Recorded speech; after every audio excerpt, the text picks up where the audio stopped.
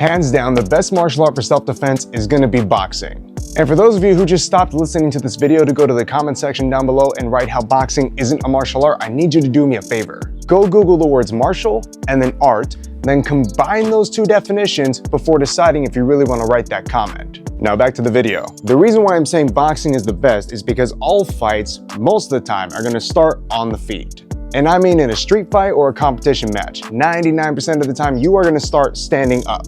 Hell, even jiu-jitsu matches start standing up, and they don't allow punches at all. But now that I think about it, that'd be pretty crazy, right? Like imagine they allowed you to throw just one punch before you had to take that person to the ground, right? That would change the nature of those matches forever. And while that's kind of a tangent, it does still go into boxing's favor. For one, boxing allows you to stay at a safe distance as you defend yourself. In that same regard, it also teaches you how to use your feet to effectively move around your target as to land different kinds of strikes and even hit the body, which will minimize the amount of damage you can accumulate in your hands. Now, even as I'm recording this video, I can hear these screams of everyone saying Muay Thai's better.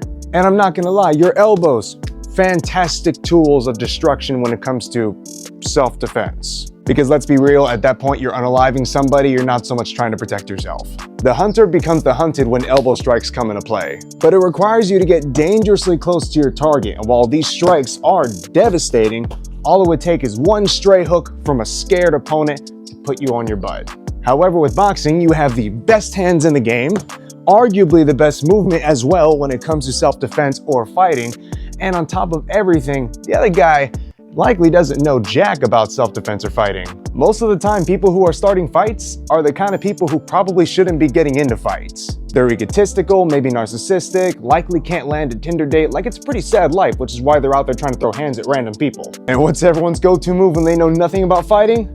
A big freaking haymaker from the backhand. And a good boxer will step on the inside to miss that before serving up a two-piece, or just miss that nonsense entirely before making fun of them. And I'm not here to ride boxing's rooster. I mean, look at my hands. Clearly, boxing was not my choice of sport. In fact, I've been a Taekwondo guy for 20 years now, so I'm really not a boxer. Game just recognizes game, and for what we're talking about today, boxing is simply at the top of the food chain. Now, it's either the voices in my head or I think I hear some whispering out there about wrestling. And that one is a very close second place. And I say that because there are two main risks. For one, if the guy's like way bigger and stronger, going to the ground with him is probably not the best idea.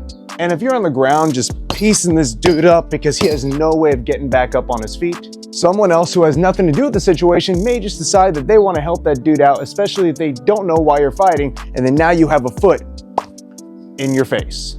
So what you're looking for to protect yourself is high mobility and high volume of strikes, which you're gonna get from boxing. And failing that, grab a big stick. Big sticks hurt. Usually doesn't matter what they know already.